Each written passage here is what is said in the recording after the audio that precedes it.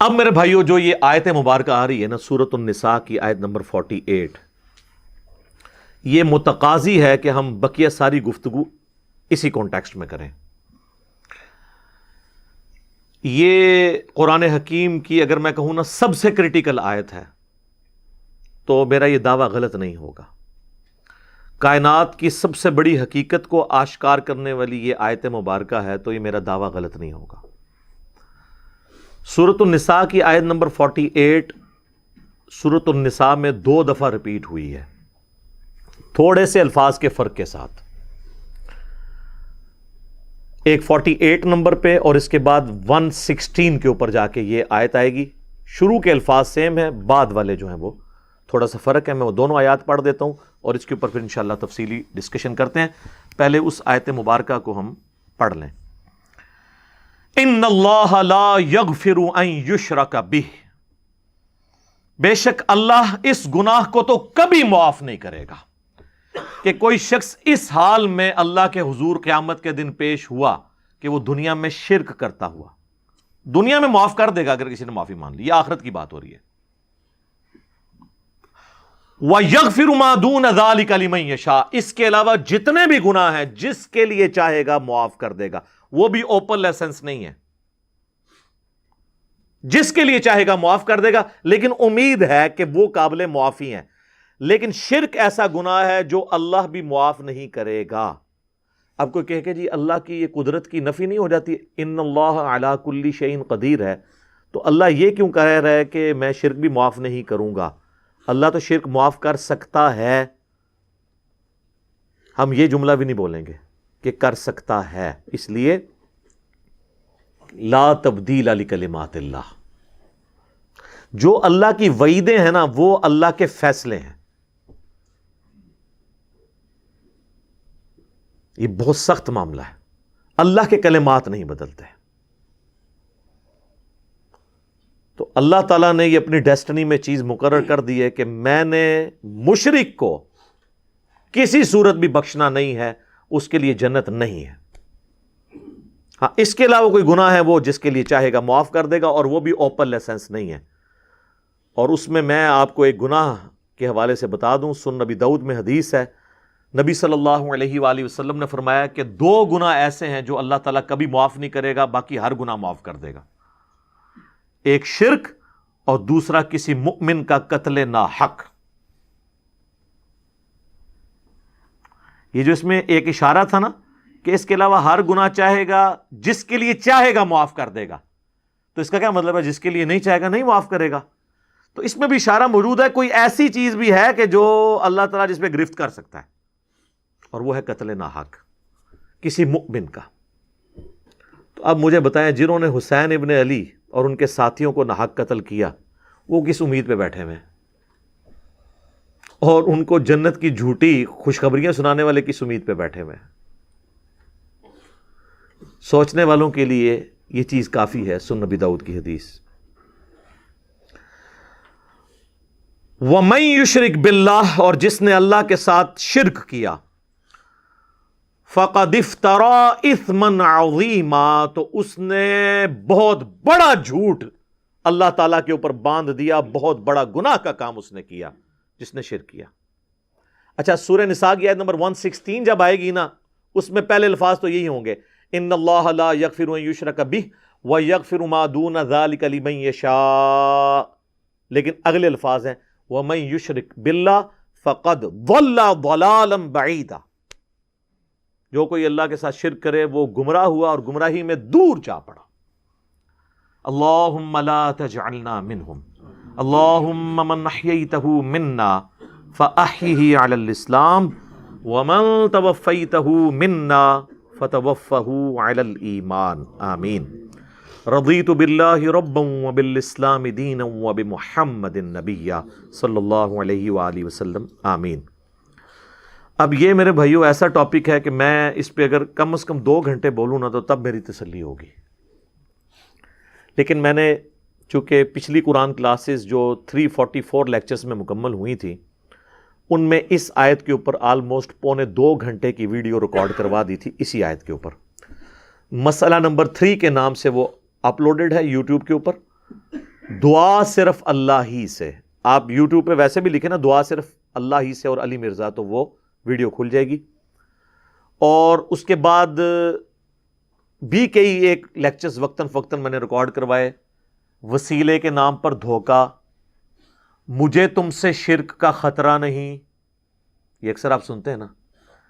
تخت بلقیس والا واقعہ, موسیٰ اور خضر والا واقعہ علیہم السلام, ہر وہ چیز جسے دھوکہ کر کے نا قبر پرستی یا بابا پرستی یا بابوں سے مانگنا سکھاتے ہیں نا, ایک ایک چیز کے اوپر میں نے الگ سے تسلی کروائی ہے قرآن, بخاری اور مسلم کی روشنی میں الحمدللہ. اب وہ سارے لیکچر جمع کریں تو اس ایک آیت پہ کم از کم 10 گھنٹے گفتگو ہو سکتی ہے, لیکن ٹائم تو متحمل نہیں ہے کہ ہم اتنی ڈیٹیل گفتگو کریں. لیکن چند ایک باتیں تو میں ضرور کروں گا. ایک ریسرچ پیپر میں نے اس کے اوپر لکھ دیا 8 صفحوں کا, آپ ahlsunnatpak.com پہ ڈاؤن لوڈ کریں گے. دعا صرف اللہ ہی سے. میں نے اس کا نام توحید, شرک اس طرح کا نہیں رکھا کیونکہ لوگ ان ناموں سے چڑھ جاتے ہیں. میں نے وہ چیز اس کے نام پہ رکھی کہ جس کے اوپر لوگ چڑھے نا. آپ کسی بھی مسلمان سے, خواہ بریلوی ہو, دیوبندی ہو, اہل حدیث ہو, اہل تشیع ہو, جا کے پوچھیں کہ دعا کس سے کی جاتی ہے تو کیا کہے گا؟ اللہ سے. کوئی آپ کو نکھٹو قسم کا بھی بندہ یہ نہیں کہے گا کہ دعا جو ہے وہ کسی فرشتے سے ہو سکتی ہے, کسی جن سے ہو سکتی ہے, کسی پیغمبر سے ہو سکتی ہے. نہیں جی نہیں, نماز تے اللہ دی پڑھی دی ہے, دعا بھی اللہ کو منگی دی ہے. لیکن حالت یہ ہوگی کہ وہ دعا اللہ سے یہ مانگ رہا ہوگا. نماز میں تو قرآن کی وہ آیت سورۃ الفاتحہ کی 4 نمبر آیت کم از کم 17 رکھتے ہیں جو فرض ہیں روزانہ کی, ان میں 17 دفعہ پڑھتا ہوگا ایاک نعبد و ایاک نستعین. اے اللہ عبادت بھی صرف کریں گے اور مدد بھی صرف تجھی سے مانگیں گے. یہ مدد کون سی؟ دعا والی, غائب میں کسی کو پکارنا. ایک تو ہے آپ سامنے بیٹھے ہیں, یہ تو قرآن میں حکم ہے وَتَعَاوَنُوا عَلَى الْبِرِّ وَالتَّقْوَى وَلَا تَعَاوَنُوا عَلَى الْإِثْمِ وَالْعُدْوَانِ. نیکی اور پرہیزگاری کے کاموں میں ایک دوسرے کی مدد کرو, برائی میں مت کرو. یہ تو قرآن میں حکم ہے. میں آپ کو کہتا ہوں مجھے پانی پلا دیں, آپ مجھے پانی پلاتے ہیں, تو یہ قرآن میں حکم ہے کہ آپ نے اسباب اختیار کرنا ہے. لیکن آپ بغداد شریف میں, اجمیر شریف میں, اور وہاں بھی قبر میں دفن ہیں, اور آپ مر چکے ہیں, آخرت کی زندگی میں زندہ ہیں, دنیا کی زندگی سے نکل چکے, اور میں آپ سے کہوں کہ پانی پلا دیں, وہی بات, وہی جملہ ایک فریم آف ریفرنس کے بدلنے سے شرک بن جائے گا, کیونکہ آپ غیر اللہ سے دعا مانگ رہے ہیں. ظاہری اسباب میں تو آپ کافر سے بھی مدد مانگ سکتے ہیں. صحیح بخاری میں موجود ہے, نبی علیہ السلام جب فوت ہوئے تو آپ کی زرہ بھی ایک یہودی کے پاس گروی رکھی ہوئی تھی, گندم کے عوض, اناج کے عوض, تو آپ نے یہودی سے بھی مدد لی. بعض لوگ کہتے ہیں جی نبی علیہ السلام نے غزوہ خیبر پر مولا علی سے مدد مانگی. بھئی مولا علی سامنے موجود تھے, وہ جتنے صاحب آپ کے ساتھ تھے وہ رسول اللہ صلی اللہ علیہ وسلم کے مددگار تھے دین کے اعتبار سے. لیکن آپ نے خیبر کے موقع پر اپنے چچا کو, جو آرمی چیف تھے غزوہ بدر اور احد میں, حمزہ بن عبد المطلب, جو کہ اللہ کے شیر ہیں اور سید الشہداء ہیں, المستدرک الحاکم میں حدیث موجود ہے, آپ نے یہ تو نہیں کہا المدد یا حمزہ, امیر حمزہ میری مدد کو پہنچے, کیونکہ وہ فوت ہو چکے تھے. جو سامنے موجود تھے انہی کو بلانا تھا. تو دو چیزوں کو ہی مکس کرتے ہیں. اچھا مجھے بتائیں بارش کون برساتا ہے؟ اللہ. ڈیوٹی کس کی ہے؟ فرشتوں کی. تو ہم کیا بارش اللہ سے مانگتے ہیں یا فرشتوں سے؟ اللہ سے. فرشتوں سے مانگیں گے تو شرک ہو جائے گا. لہٰذا یہ پتا چلا کہ اگر ڈیوٹیاں بھی لگی ہوئی ہوں, کہنا نا بزرگوں دی ڈیوٹیاں نے, اللہ خالا ڈیوٹی کسی کو نہیں پوری ہوئی. جس مزار دا کہندے نا ڈیوٹی ہے, سارے چرسی پوڈری افیمی اسی مزار تک بیٹھے ہوندے نے, اپنے مزار دے اوتے ڈیوٹی نہیں پوری ہو رہی انہاں کولوں. چلیں ڈیوٹی لگی بھی ہو, پھر بھی آپ پکار نہیں کسی کو سکتے. یہ جھگڑا نہیں ہے کہ مولا علی علیہ السلام مشکل کشا ہیں یا نہیں, شیخ عبد القادر جیلانی رحمۃ اللہ علیہ مشکل کشا ہیں یا نہیں, یہ تو جھگڑا ہی نہیں ہے. جھگڑا یہ ہے کہ اگر یہ ہوں بھی تب بھی مرنے کے بعد, اس دنیا کی زندگی سے جانے کے بعد, آپ ان سے کمیونیکیشن نہیں کر سکتے, نہ کسی فرشتے سے, نہ کسی جن سے, نہ کسی پیغمبر سے. اور اگر آپ ظاہری اسباب کی بات کرتے ہیں تو سب سے بڑا مشکل کشا ظاہری اسباب میں اس کائنات میں انسانوں کے لیے سورج ہے. سورج ختم ہو جائے سارے انسان مر جائیں گے، چاہے کوئی بزرگ ہے یا غیر بزرگ ہے، چاہے مسلمان ہے یا کافر ہے، فارغ. سورج ختم، زمین اپنی نباتات نہیں پیدا کر سکتی فوٹو سنتھسس کے ذریعے جو کرتی ہے. جب زمین اگانا چھوڑ دے گی تو اگر آپ جانور بھی کھائیں گے تو کتنا عرصہ؟ جس طرح ہمارے حکمران ہمیں کہتے ہیں کہ اگر ٹماٹر مہنگے ہیں تو دہی ڈال لو، تو اگر زمین اگانا چھوڑ دے تو ہم جانور کھائیں گے تو کتنا عرصہ، مچھلیاں کھائیں گے تو کتنا عرصہ، وہ بھی ساری مر جائیں گی ہمارے کھانے سے پہلے ہی. دنیا پہ موسموں کا تبدیل ہونا، ہواؤں کا چلنا، ہر زندہ چیز کی خوراک یہ ایک سورج کے اوپر ڈیپینڈنٹ ہے. تو پھر سب سے بڑا مشکل کشا کون ہوا؟ سورج.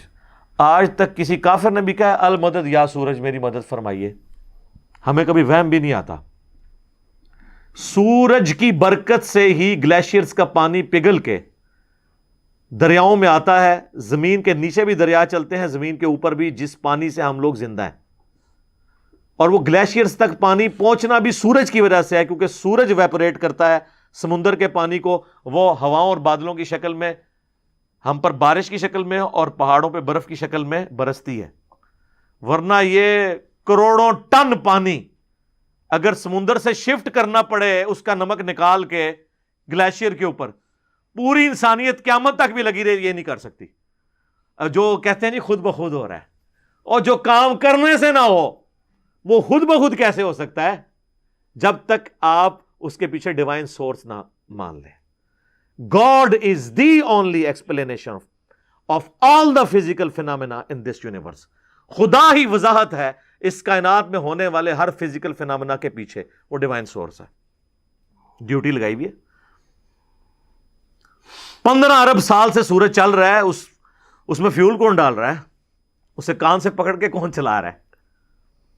سورج کو خود بھی نہیں پتا کہ وہ کیا کر رہا ہوگا. لیکن سورج کو ہم کیا مشکل کشا مانتے ہیں؟ حالانکہ ساری مشکلیں ہماری وہی حل کر رہا ہے. ہم کہتے ہیں سبب ہے، پھر بھی نہیں پکارتے. اتنے بڑے سبب کو آپ پکار نہیں رہے تو بابے کدھر سے آ گئے؟ بابے تو خود آپ کے نذرانوں پہ چلتے ہیں. کھانا کھا لیں تو انہیں ٹوائلٹ کی ضرورت پڑ جاتی ہے. اور جو کوئی کہتا ہے نا میں سمندر، دریا یا زلزلہ روک سکتا ہوں، وہ اپنا پیشاب کو روک کے بتا دے. نہیں. وہ پچھلے دنوں ایک انڈیا کے وہ مولانا صاحب کی ویڈیو بھی اپلوڈ ہوئی تھی نا کہ شیخ عبد القادر جیلانی کی مجلس میں ایک وقت کے بہت بڑے ولی بیٹھے تھے، اس دوران انہیں پیشاب آ گیا اور شدت شدید تھی. تو روک لیتے نا، انہیں خود مان لیا کہ بزرگ نہیں پیشاب روک سکتے. وہ کہتے عبد القادر جیلانی نے اینڈ جناب چادر سٹی انہوں نے جا کے ڈگی تھے، پھر کسی میدان پہنچ گئے تھے، فارغ ہو کے واپس آئے. تو روک لیندے نا، اس میں الفاظ ہیں. وہ کہتے ہیں وہ بہت بڑے ولی اللہ تھے، پیشاب نہیں رکا. نہیں رک سکتا سر، نہ. انسان بہت کمزور ہے. کھانا نہ کھائے زندہ نہیں رہ سکتا، محتاج ہے. سورۃ المائدہ کی آیت نمبر 72 میں آیا عیسیٰ اور ان کی ماں روٹی کے محتاج تھے. اگر عیسیٰ اولو العزم پیغمبر محتاج ہیں کھانا کھانے کے، اور ان کی ماں سارے بزرگوں سے بڑی بزرگ ولیہ مریم بنت عمران وہ روٹی کی محتاج ہیں، تو بابوں کی کیا اوقات ہے؟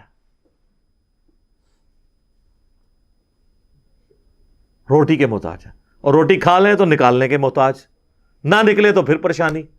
سب کچھ اللہ کر رہا ہے. تو میرے بھائی جب یہ اللہ کر رہا ہے، پکارنا اللہ کو ہے. ایاک نعبد و ایاک نستعین. یہ ہمارا مین جھگڑا ہے شرک کے حوالے سے. ہزاروں باتیں ایک طرف، اصل بات یہ ہے کہ اصل شرک ہوا ہے ایاک نستعین میں. عبادت کی کوئی شکل، نماز، روزہ، حج، زکوٰۃ، نذر، نیاز، سب اللہ کے لیے، سب دیتے بھی اللہ کے لیے. بس اصالہ ثواب کی نیت کرتے ہیں، وہ چھوٹا مسئلہ ہے. ٹھیک ہے، میت کی طرف سے اصالہ ثواب ہو سکتا ہے. لیکن ایاک نستعین میں مسلمانوں کی اکثریت شرک کر رہی ہوتی ہے. اچھا نماز میں نہیں کرتی. نماز میں آج تک کسی نے یا علی مدد یا شیخ عبد القادر جیلانی مدد نہیں پڑھا. نماز میں کیا پڑھتے ہیں؟ ایاک نعبد و ایاک نستعین. تو سر مولا علی بھی نمازوں میں اللہ کو پکارتے تھے، نماز کے بعد بھی اللہ کو پکارتے تھے. مولا علی کا ماننے والا وہ ہوگا جو مولا علی کی طرح اللہ ہی کو پکارے، ورنہ مولا علی کا ماننے والا تو وہ نہ ہوا. تو یہ آپ دیکھیں کتنی بڑی یہ جرت کا یہ لوگ کام کر رہے ہوتے ہیں. ہم جب سمجھاتے ہیں تو کہتے ہیں آپ گستاخی کر رہے ہیں. سر جب آپ عیسائیوں کو سمجھاتے ہیں نا کہ حضرت عیسیٰ ابن مریم اللہ کے بیٹے نہیں ہیں، تو عیسائی بھی یہی سمجھتے ہیں آپ حضرت عیسیٰ کی گستاخی کر رہے ہیں. اور قرآن میں تو بہت سخت بات آئی ہے.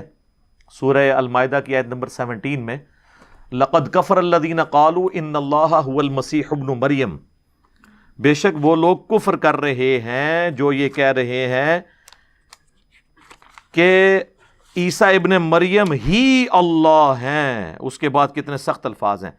قل، اے نبی تم فرماؤ، فَمَن يَمْلِكُ مِنَ اللَّهِ شَيْئًا، اللہ کا کوئی کیا بگاڑ لے گا، ان اراد ان یہلک المسیح ابن مریم وامہ ومن فی الارض جمیعا، کہ اگر اللہ ارادہ کرے کہ عیسیٰ ابن مریم اور ان کی ماں کو اور ساری مخلوق کو ہلاک کر دے، اللہ کا کوئی کیا بگاڑ سکتا ہے. اچھا شرک کیا عیسائیوں نے، مثال دے دی عیسیٰ ابن مریم کی توحید کے لیے، لہذا بابوں کی مثال آئے گی. سر عیسیٰ سے بڑا تو کوئی بابا نہیں ہے. وجیہن فی الدنیا والآخرہ ومن المقربین، سورہ آل عمران آیت نمبر 45. اور 5 اولو العزم پیغمبر جو سورۃ الاحزاب میں سورہ شورى میں آئے، محمد رسول اللہ، ابراہیم علیہ السلام، موسیٰ علیہ السلام، نوح علیہ السلام اور عیسیٰ علیہ السلام، ان میں سے ایک ہیں عیسیٰ ابن مریم. اور اللہ فرما رہا ہے اللہ کا کوئی کیا بگاڑ لے گا اگر اللہ عیسیٰ اور اس کی ماں اور سب لوگوں کو ہلاک کر دے. وَلِلَّهِ مُلْكُ السَّمَاوَاتِ وَالْأَرْضِ، بادشاہت تو آسمانوں اور زمین کی اللہ کی ہے. وَمَا بَيْنَهُمَا، اور جو کچھ اس کے درمیان ہے اس کا مالک بھی اللہ ہے. يَخْلُقُ مَا يَشَاءُ، جو چاہتا ہے پیدا کرتا ہے. عیسیٰ کو بھی اس نے پیدا کیا، یہ اس کی مخلوق ہے. دیٹس آل، جس طرح اور مخلوقات ہیں. وَاللَّهُ عَلَى كُلِّ شَيْءٍ قَدِيرٌ، اور اللہ تعالیٰ ہر چیز کے اوپر قادر ہے. سر کس لیول پہ جا کے آپ کو اللہ سمجھائے، کس لیول کے اوپر جا کے. توحید کا معاملہ بہت سینسٹیو ہے. میں اکثر ایک جملہ بولتا ہوں، شرک is the most sensitive issue in the sight of Allah. Allah کے حضور شرک سے زیادہ کوئی حساس معاملہ نہیں ہے. اس لیے تو یہ آیت آئی ہے کہ اللہ نے ہر گناہ معاف کر دینا لیکن یہ معاف نہیں کرنا. لیکن سر ایک خوشخبری بھی ہے. سورۃ الفرقان کی آیت نمبر 70 میں آیا کہ اگر کوئی شرک سے دنیا کی زندگی میں توبہ کر لے، ہم اس کے گناہوں کو بھی نیکیوں سے بدل دیں گے. سبحان اللہ وبحمدہ، سبحان اللہ وبحمدہ، سبحان اللہ العظیم، عدد خلقہ ورضا نفسہ وزنۃ عرشہ ومداد کلماتہ. یعنی اللہ اس کو یہ بھی لکھے گا کہ اتنا عرصہ تو نے شرک کیا ہے، ہن پہلے اینے سال نیکیاں کر، تو ایڈا گاڑا گناہ سی، انہوں ختم کرنے ٹائم چاہیے. اللہ کہتا ہے تو توبہ کر لے، میں اس گناہ کو بھی نیکی کے برابر تول لوں گا، ایک بار میری طرف آ جا. صحیح مسلم میں حدیث ہے اور جامعہ ترمذی میں بھی، اے میرے بندے اگر تو اتنے گناہ کر لے کہ آسمان تک پہنچ جائیں اور صرف ایک دفعہ مجھ سے معافی مانگ لے، میں تیری توبہ قبول کر لوں گا. اور اے میرے بندے اگر تو زمین و آسمان گناہوں کے بھر کے قیامت والے دن میرے پاس آیا لیکن تو نے ایک گناہ نہ کیا ہوا، اور وہ ہے مجھ سے کے ساتھ کسی کو شریک ٹھہرانا، تو میں اس قدر مغفرت کے ساتھ اس سے ملاقات کر لوں گا اگر تو نے شرک نہ کیا ہوا. بس یہ گارنٹی دے دیں. ایک تو موٹا موٹا شرک ہے نا، ویسے تو خواہش نفس کو بھی شرک کہا گیا. افرائیت من اتخذ الہہ ہوا، بھلا اس شخص کو دیکھا جس نے اپنی خواہش نفس کو اپنا خدا بنا لیا. وہ بھی چھوٹا شرک تو ہے. فجر کے وقت اذان کی آواز سن کے مسجد میں نہ جانا اور اپنے نفس کی پیروی کرنا، یہ بھی شرک کی ایک فارم ہے. اسی لیے ابراہیم علیہ السلام کو سب سے بڑی جو ڈگری قرآن میں اللہ نے دی ہے نا، وہ کیا ہے؟ وَمَا كَانَ مِنَ الْمُشْرِكِينَ. وہ مشرک نہیں تھے. ہاں بندہ کہتا ہے یار یہ کون سی ڈگری ہے، مشرک تو میں بھی نہیں ہوں. نا سر نا، ابراہیم علیہ السلام دی توحید اور تے تہاڈی میری توحید اور. وہ ہر طرح کے شرک سے آزاد ہو چکے تھے. سر اس سے بڑی کیا بات ہوگی. اللہ نے قرآن پاک میں فرمایا کہ سورۃ البقرہ میں کہ جب جب ابراہیم کو اس کے رب نے آزمایا تب تب وہ آزمائش میں پورا اترا. اور سورۃ النجم میں فرمایا ابراہیم وہ ہے جو ہم سے وفا کرنے والا ہے. اور سورہ الصافات میں آیا کہ ہم نے اسے اتنی بڑی آزمائش میں ڈالا کہ اس کے بچے کی قربانی کا اسے حکم دیا تو وہ تیار ہو گیا اس کے لیے. تو انہوں نے بیٹے کو بھی اللہ کے مقابلے پہ کھڑے نہیں ہونے دیا، اس لیے کہا گیا وما کان من المشرکین. یہ کوئی چھوٹی ڈگری نہیں، بہت بڑی ڈگری ہے. تو شرک کا معاملہ بہت سینسٹیو ہے. یہ صحیح مسلم کی میں نے آپ کو حدیث بتائی. ایک اور حدیث ہے صحیح مسلم کے اندر ہی کہ نبی علیہ السلام جب شب معراج گئے تو اللہ تعالیٰ نے ان کو 3 تحفے دیے.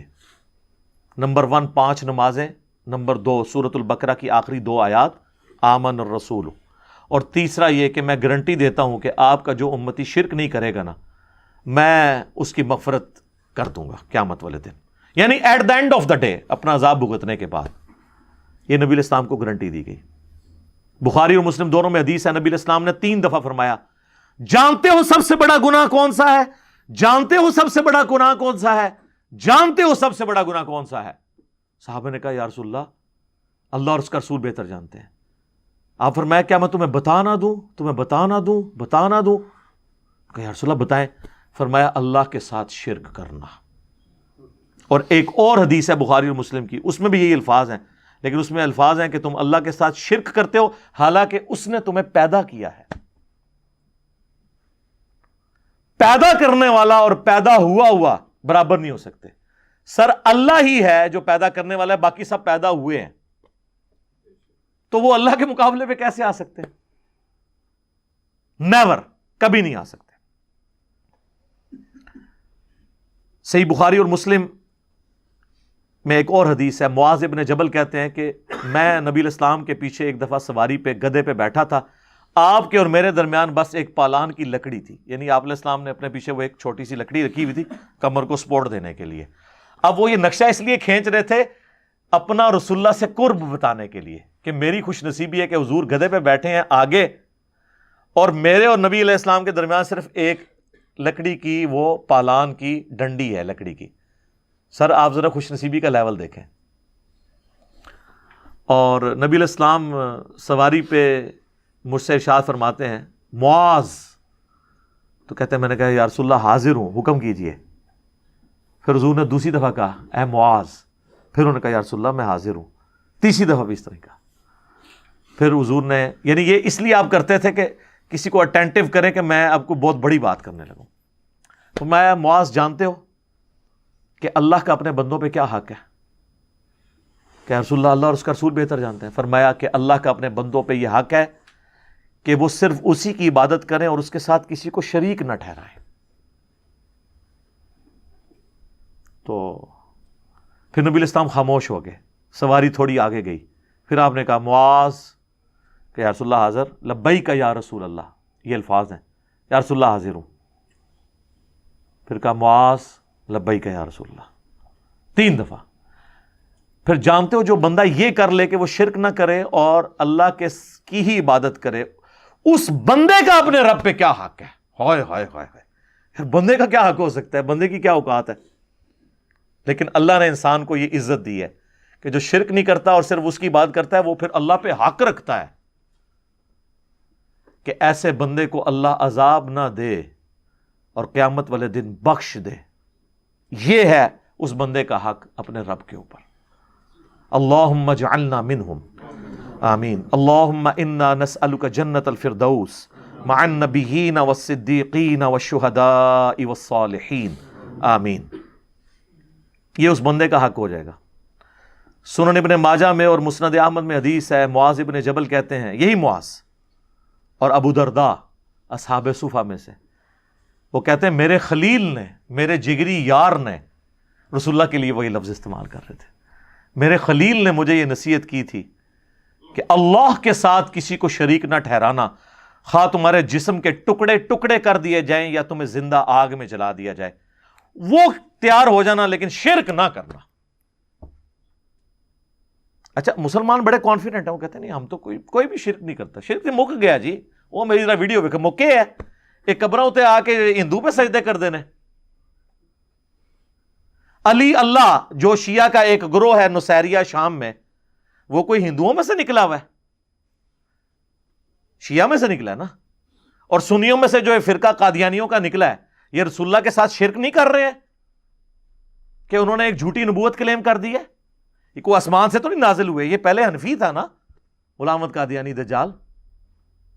تو اگر شرک ختم ہو چکا ہے تو یہ کہاں سے ٹپک پڑے ہیں؟ پھر تصوف میں حلولیہ، جو اللہ کے لیے حلول کا عقیدہ رکھتے ہیں، کشف المعجوب میں علی بن عثمان حجویری نے خود لکھا ہے کہ وہ گمراہ لوگ ہیں جو کہتے ہیں اللہ ہمارے اندر آ جاتا ہے، تو یہ شرک کر رہے ہیں۔ تو شرک اگر ختم ہوا ہوتا تو یہ سب لوگ ویسے ہی لکھتے رہے۔ یہ بہت سینسٹیو معاملہ ہے، تو اس میں بنیادی بات وہی ہے، ایاک نعبد و ایاک نستعین۔ اچھا، حالانکہ یہ اللہ سے مدد مانگنا بھی عبادت ہی ہے، لیکن رسول اللہ صلی اللہ علیہ وآلہ وسلم نے اور اللہ تعالیٰ نے اس کو الگ سے مینشن کیا ہے۔ اللہ نے تو کیا نا، ایاک نعبد و ایاک نستعین، حالانکہ نعبد میں دعا شامل تھی، لیکن اللہ کو پتا تھا زیادہ شرک اس میں ہونا ہے، اس لیے مزید اس کو نکھارتے ہوئے اللہ کر دیا کہ دعا بھی صرف اسی سے کرنی ہے۔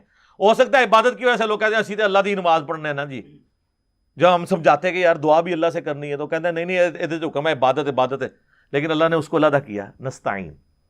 اور جامعہ ترمذی میں حدیث ہے، نبی علیہ السلام نے فرمایا الدعاء هو العبادہ، دعا ہی عبادت ہے۔ یعنی عبادت کی اعلیٰ شکل کیا ہے؟ دعا، ایاک نستعین۔ پھر آپ نے کہا کہ اللہ بھی تو قرآن میں فرماتا ہے، نبی علیہ السلام نے اپنی بات کی دلیل میں قرآن کی آیت پڑھی سورہ المؤمن کی، جسے سورہ غافر بھی کہتے ہیں، آیت نمبر 60 ادعونی استجب لکم، اے میرے بندو مجھ سے مانگو میں تمہاری دعا کو قبول کروں گا۔ ان الذین یستکبرون عن عبادتی سیدخلون جہنم داخرین، اے میرے بندو مجھ سے مانگو میں تمہاری دعا قبول کروں گا، بے شک جو لوگ مجھ سے دعا کرنے میں تکبر کرتے ہیں اور مجھ سے نہیں مانگتے، میں انہیں ذلیل و خوار کر کے دوزخ میں داخل کروں گا۔ یعنی اللہ تعالیٰ فرما رہا ہے، ذکر ہوا کہ مجھ سے دعا کرو میں قبول کروں گا، اور اسی آیت میں کہہ دیا کہ جو میری عبادت سے تکبر کرتے ہیں انہیں میں ذلیل و خوار کروں گا۔ یعنی دعا کو خود عبادت کہا اللہ نے، اور رسول اللہ صلی اللہ علیہ وسلم نے اس کو مزید ایکسپلین کر دیا اپنی اس حدیث سے، الدعاء هو العبادہ، اور ساتھ یہ آیت پڑھ دی۔ اب آپ کو کس طرح اور سمجھائیں کہ نبی الاسلام کس طرح کھول کھول کے باتوں کو ارشاد فرمایا کرتے تھے۔ تو یہ بہت سینسٹیو ایشو ہے، اس میں ابھی مجھے بہت ساری گفتگو اور کرنی ہے، لیکن اب ٹائم بالکل قریب آ چکا ہے۔ میں انشاءاللہ تعالیٰ کوشش کروں گا کہ اس کے اوپر اگلی دفعہ بھی گفتگو کروں، اور آپ کو کچھ اپنے پرسنل واقعات بھی اس حوالے سے سناؤں، تاکہ یہ آیت متقاضی ہے کہ اس کو اس طرح ان اٹینڈڈ چھوڑ کے نہ جایا جائے۔ یہ اس دفعہ تو ہم نے گفتگو کی ہے، اگلی دفعہ بھی کم از کم میں آدھا گھنٹہ اس کے اوپر ہی لگاؤں گا، کیونکہ پورے قرآن سے آپ نے جو چیز حاصل کرنی ہے وہ یہی ہے، مین چیز۔ اسی لیے بخاری مسلم میں حدیث ہے نا کہ سورۃ الاخلاص 1/3 قرآن کے برابر ہے۔ کیوں؟ قرآن کا 1/3 توحید ہے، سب سے زیادہ آیات توحید کے اوپر ہے، سب سے زیادہ سینسٹیو چیز جو ہے وہ شرک کے حوالے سے ڈسکس کی گئی ہے۔ تو انشاءاللہ تعالی میں اگلی دفعہ اسی کے اوپر ڈسکشن کروں گا۔ ابھی اس گفتگو کو یہیں پہ چھوڑتے ہیں، ورنہ ابھی تو کافی ساری چیزیں بیان کرنے والی ہیں۔ اللہ تعالیٰ سے دعا ہے جو حق بات میں نے کہی اللہ تعالیٰ ہمارے دلوں میں راسخ فرمائے، اور اگر جذبات میں میرے منہ سے کوئی غلط بات نکل گئی تو اللہ تعالیٰ ہمارے دلوں سے اسے محو کر دے، یعنی دھو دے۔ ہمیں کتاب و سنت کی تعلیمات پر عمل کر کے دوسرے بھائیوں تک پہنچانے کی توفیق عطا فرمائے۔ سبحانک اللہم و بحمدک، اشہد ان لا الہ الا انت، استغفرک و اتوب الیک، وما علینا الا البلاغ المبین۔ جزاکم اللہ خیرا۔